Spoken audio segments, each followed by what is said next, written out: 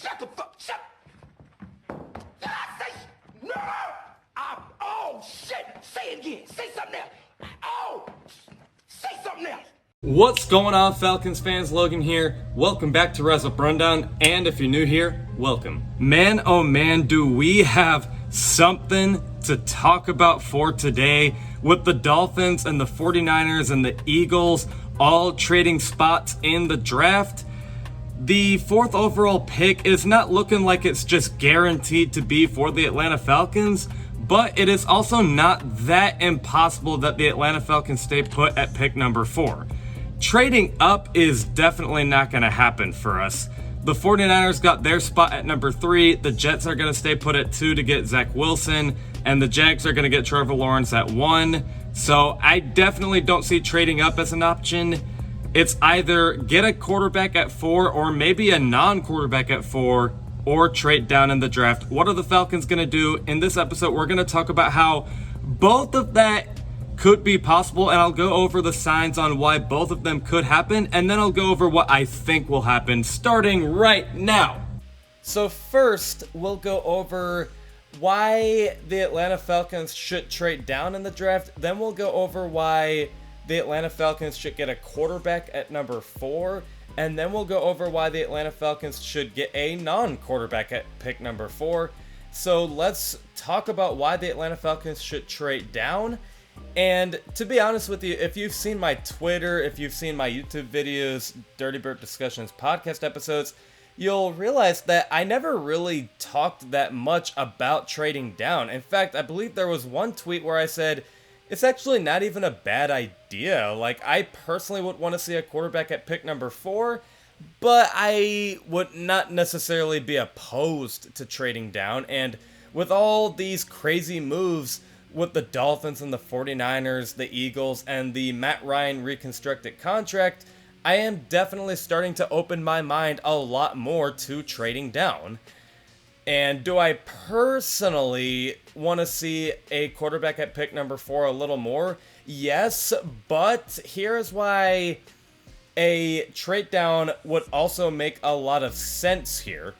One, the Atlanta Falcons, it's very clear they're trying to win around Matt Ryan, so why not just acquire more picks and build the trenches around Matt Ryan that quickly instead of picking at number 4 and then waiting your turn till the second round to pick again?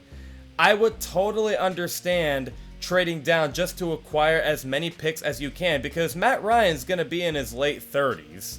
He doesn't really have that much time left.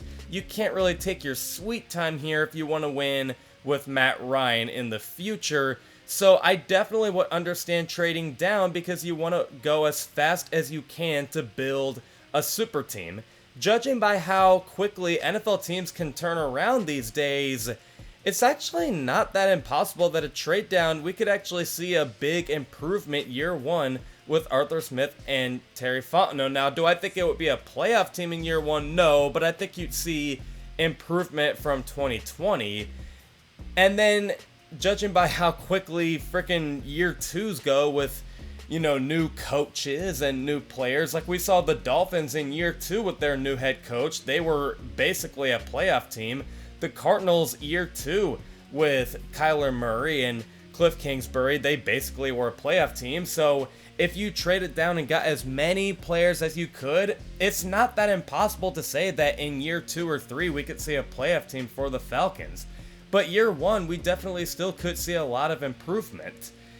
So who's to say that just because we're trading down and not getting the best player available doesn't mean that these guys can't work? Again, you got to get as many players as you can, and you got to do it quickly so you can build around Matt Ryan. And another reason on why they should trade down is because, listen, Matt Ryan, Arthur Blank is not just going to give up on Matt Ryan. He's always been that guy to wish for the best for his coaches and players. He's always wanted Dan Quinn to get another shot, even though 2019 was not a good year. He gave him another shot in 2020. It just simply didn't work out. Same with Thomas Dimitroff. He didn't want Vic Beasley and Takk McKinley to failed just yet. He gave them multiple chances. It just simply didn't work out. Well, with all due respect with those previous names I mentioned, Matt Ryan is a little more proven than those other guys I mentioned, and I don't think Arthur Blank is going to want to give up on his probably the best player he's ever worked with. He's obviously going to want him to win, and why not just continue to trade down and build around your Hall of Fame quarterback? So really, trading down is pretty simple. It's all about Matt Ryan, really. You just want to build a roster around him as fast as you can, and you want to do it very quickly too, instead of just waiting your turn till the second round of the draft. So that's why trading down actually makes a lot of sense, and I'm definitely opening up to it a lot more. Now, getting a quarterback at pick number 4 is actually not that bad of an idea either, and that would be because, you know, Terry Fontenot is familiar with grabbing as many quarterbacks as possible. The Saints, yeah, they had Drew Brees, the Hall of Fame Drew Brees. He's the best Saint to ever do it. Some people say he is the best to ever do it. I don't know about that, but they weren't just gonna, make the quarterback room ugly, though. They actually grabbed as many quarterbacks as they could. They grabbed backup quarterbacks with upside.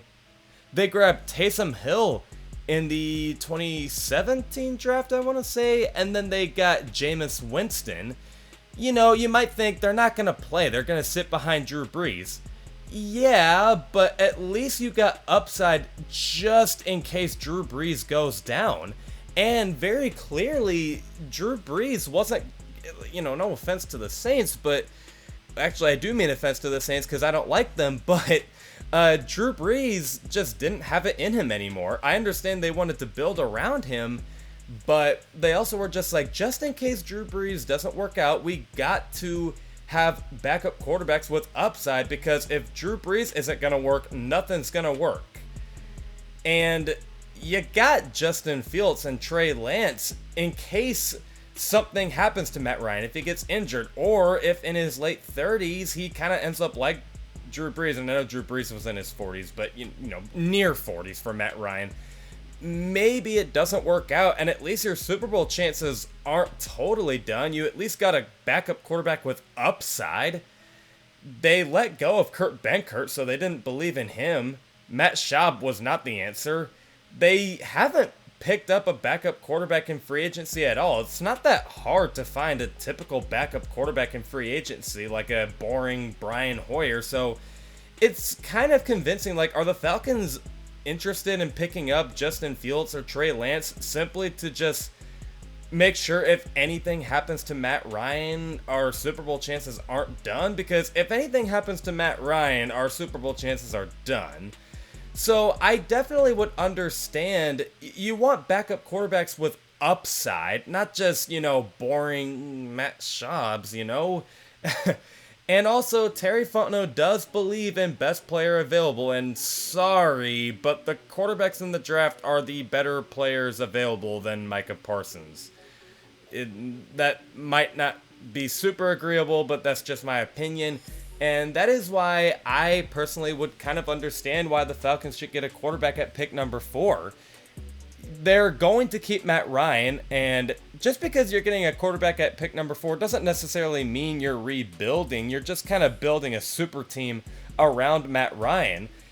You want a backup quarterback with upside. And Justin Fields and Trey Lance have upside.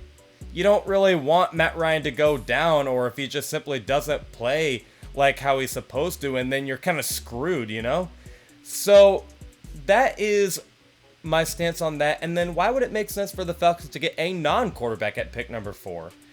Well, again, it's all about Matt Ryan. You just want to get the best freaking player available for Matt Ryan. And a lot of people are saying that they're probably going to get Kyle Pitts, and it seems like that is probably going to be the non-quarterback they're going to get if they seriously don't get a quarterback at number 4.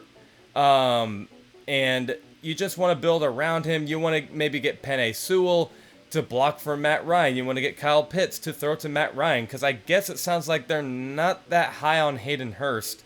Maybe you want to get Micah Parsons to help out Matt Ryan's defense. Again, it's really all about Matt Ryan. That one's kind of simple. Pretty much all of this is all about Matt Ryan, really. So, in other words, the Atlanta Falcons are just trying to help out Matt Ryan. So, with all of that being said, what do I think is going to happen? While I would want to see a quarterback at pick number 4, not to throw shade at Matt Ryan, I also think the realistic situation is that the Falcons are probably going to trade down. I think they're probably going to trade down and get as many picks as they can, because Matt Ryan's time is not just gonna, take its sweet time. Like, it's gonna end soon. Not only his contract, but also his age. Like, we're seeing these veteran quarterbacks play in their 40s, and everyone, thinks it's the way to go. But Drew Brees and Big Ben and Phillip Rivers, actually, I would say they're the reason their team got held back. So you don't have much time to build around Matt Ryan. If you want to win with him, you got to do it now. So I think the Falcons are going to try and trade down to build around Matt Ryan, which I'm not opposed to. I actually would definitely understand it. Would I personally see a quarterback at 4? Yes, but I understand a trade down as well. But those are my thoughts on that. Let me know what you guys think in the comments below.